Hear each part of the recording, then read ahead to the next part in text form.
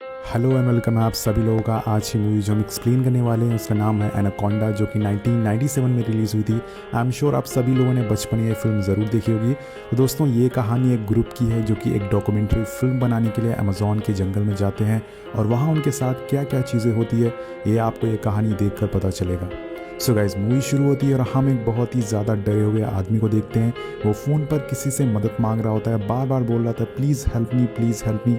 और तभी दोस्तों कोई चीज़ उसकी तरफ आने लगती है। वेल, ये आदमी उससे इतना ज़्यादा डरा होता है कि बोट के ऊपर चढ़ जाता है और ख़ुद को जान से मार लेता है। ये सीन देखकर हमें पता चलता है कि जो भी चीज़ इसके पीछे पड़ी थी वो बहुत ही ज़्यादा भयानक थी। अब इस सीन के बाद हम अमेज़ॉन का जंगल देखते हैं, जहाँ पर हम एक लेडी को देखते हैं जिसका नाम फ्लोरेस होता है। इनसे मिलने के लिए प्रोफेसर स्टीव आते हैं। ये लोग एक डॉक्यूमेंट्री फिल्म बनाना चाहते हैं जो कि अमेज़ॉन के जंगल में रहने वाले लोग के ऊपर होती है।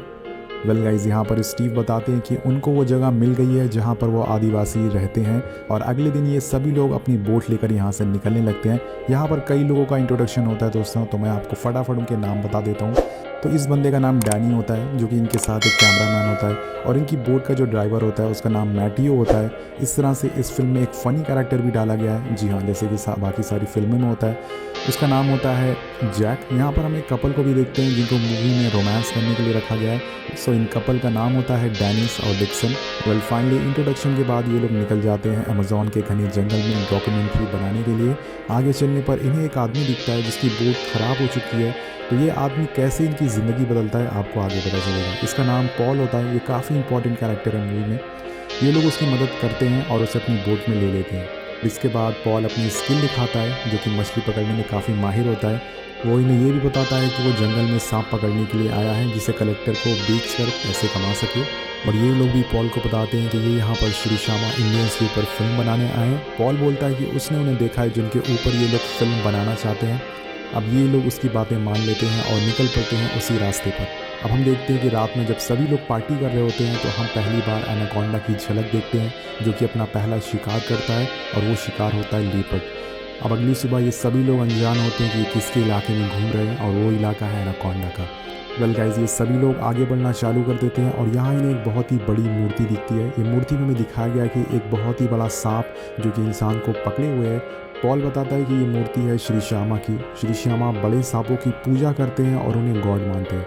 इस इलाके को एनाकोंडा प्रोटेक्ट करता है, तो हमें बचकर रहना होगा। सो रात में हम डेनिस और डिक्सन को जंगल में जाते हुए देखते हैं, जो कि पक्षियों की आवाज़ रिकॉर्ड करने लगते हैं। लेकिन आवाज़ रिकॉर्ड करते करते ये दोनों इमरान हाशमी बन जाते हैं, और तभी यहाँ पर कोई चीज़ इनका पीछा करना चालू कर देती है।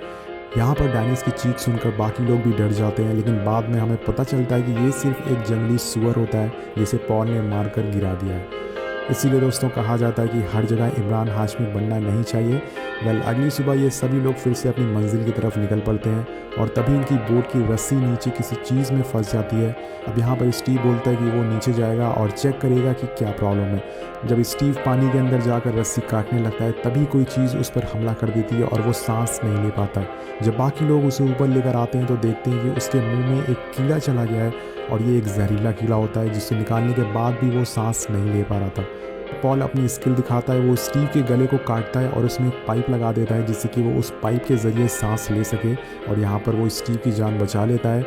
लेकिन अब उसे हॉस्पिटल ले जाना बहुत ही ज़्यादा ज़रूरी है, नहीं तो उसकी मौत हो जाएगी। जिस पर पॉल इन्हें बताता है कि इन लोगों को एक नया रास्ता चुनना होगा जिससे कि ये जल्दी हॉस्पिटल पहुंच पाए। यहाँ पर डैनी को पॉल पर थोड़ा शक होने लगता है कि कहीं वो इन लोगों से कुछ छुपा तो नहीं रहा है। अब इनके पास कोई रास्ता भी नहीं होता है, तो ये सभी लोगों को पॉल की बात माननी पड़ती है। सो ये फिर से आगे बढ़ना चालू कर देते हैं, और इस बार इनके सामने एक और परेशानी आ जाती है। इनके रास्ते में एक बहुत ही बड़ा ब्रिज आ जाता है। सो यहाँ पर मैं आपको बता दूँ कि ये ब्रिज बनाया गया था इस रास्ते को रोकने के लिए, ताकि इससे आगे कोई बढ़ ना सके, क्योंकि ये इलाका एनाकोंडा का होता है। यहाँ पर इन लोगों से पॉल बोलता है कि उसे सिर्फ 10 मिनट का टाइम दे, वो इस पूरे ब्रिज को उड़ा सकता है। फ्लोरेस बोलती है कि ये ब्रिज किसी मकसद से बनाया गया होगा, हमें यहाँ पर रोकने के लिए बनाया गया होगा, इसे तुम उड़ा नहीं सकते। लेकिन यहाँ पर इनके पास फिर भी पॉल इनको अपनी बातों में उलझाने की कोशिश करता है कि अगर तुम्हें स्टीव को जल्दी हॉस्पिटल ले जाना है तो हमें इस रास्ते से जाना पड़ेगा। पॉल उस ब्रिज को उड़ा देता है, लेकिन जैसे ही वो उस ब्रिज को उड़ाता है उससे एक पेड़ टकरा जाता है, और वो पेड़ इनकी बोट पर गिर जाता है, जिससे कि इनका सारा फ्यूल पानी में चला जाता है। इनके पास सिर्फ एक ही फ्यूल का कैन बचता है। इतनी मुसीबत कम नहीं थी कि इनकी बोट पर बहुत सारे छोटे सांप भी आ जाते हैं। ये लोग किसी तरह से उन सांपों को भगा देते हैं अब और आगे बढ़ना चालू कर देते हैं, जिसके बाद इन्हें एक और बोट दिखती है। अब पॉल बोलता है कि हमारे पास फ्यूल की कमी हो गई है, इसलिए हम उस बोट पर जाकर चेक करेंगे, अगर हमें फ्यूल मिल गया तो हम आगे आसानी से बढ़ सकेंगे। पॉल, डैनी और मैथ्यू ये तीनों लोग उस बोट पर चेक करने के लिए जाते हैं। हम इस बोट पर एक फ़ोटो देखते हैं जिसमें होते हैं पॉल, मैथ्यू और वो आदमी जिससे कि मूवी की शुरुआत में देखा था। मतलब ये तीनों लोग यहाँ पर एनाकोंडा को पकड़ने के लिए आए थे। अब इस फ़ोटो को पॉल निकाल देता है कि डैनी को सच पता ना चले। वेल, इन लोगों को यहाँ पर कोई फ्यूल नहीं मिलता, लेकिन कुछ हथियार मिल जाते हैं जिसे लेकर ये वापस जाने लगते हैं। लेकिन बीच में मैथ्यू पीछे रह जाता है और यहाँ पर उसे एनाकोंडा पकड़ लेता है। पहले तो वो उसकी हड्डियाँ तोड़ता है और फिर उसे खा जाता है। ये वेल बहुत ही ज़्यादा भयानक सीन है। अब थोड़ी देर होने के बाद मैथ्यू जब इनके पास नहीं आता तो डैनी उसे चेक करने के लिए जाता है और उसे वहाँ पर एनाकोंडा की खाल मिलती है जो कि साइज़ में बहुत ही ज़्यादा बड़ी होती है। अब ये देखकर सभी लोग बहुत ज़्यादा डर जाते हैं और यहाँ से निकलने की बात करने लगते हैं। लेकिन फ्लोरेस बोलती है कि वो लोग आज रात यहीं रुकेंगे ताकि मैथ्यू अगर ज़िंदा हो तो वो इनके पास वापस आ सके। सो गाइस, यहाँ पर अब रात में पॉल डिक्सन को अपने जाल में फंसाने की कोशिश करता है कि अगर वो लोग एनाकोंडा को ज़िंदा पकड़ेंगे तो उन्हें $1 मिलियन मिलेंगे। और डिक्सन उसकी बातों में आ जाता है। तो अगले दिन वो दोनों एनाकोंडा को पकड़ने के लिए जाल बिछाने लगते हैं। इस बात पर फ्लोरेस उसे मना करती है, लेकिन डिक्सन बोलता है कि वो लोग एक सांप को पकड़ते हुए अगर फिल्म बनाएंगे तो उन्हें और ज़्यादा पैसे मिलेंगे। अब रात में ये दोनों पूरी तरह से तैयार होते हैं उसे पकड़ने के लिए। और यहाँ पर गाइस वो एनाकोंडा इनके जाल में फंस भी जाता है, लेकिन वो बहुत ही ज़्यादा ताकतवर होता है।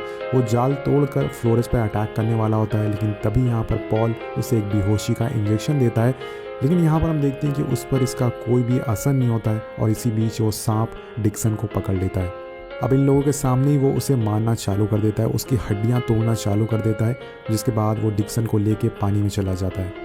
अब इसके बाद डैनिस पॉल पर बहुत ही ज़्यादा गुस्सा होती है क्योंकि उसने उस सांप को इस बोट पर बुलाया था जिसने डिक्सन की जान ले ली। यहाँ पर पॉल अपना असली रूप दिखाता है। वो अपनी बंदूक निकालता है और सभी को अपनी बात मानने के लिए कहता है। अगर किसी ने उसकी बात नहीं मानी तो वो उसे मार देगा। जिसके बाद ये सभी लोग पॉल से बहुत ही ज़्यादा गुस्सा हो जाते हैं और उसे बंदी बनाने का प्लान बनाते हैं। रात में धोखे से फ्लोरेस उसे किस करने जाती है, जिसके बाद जैक उसे पीछे से मारकर बेहोश कर देता है।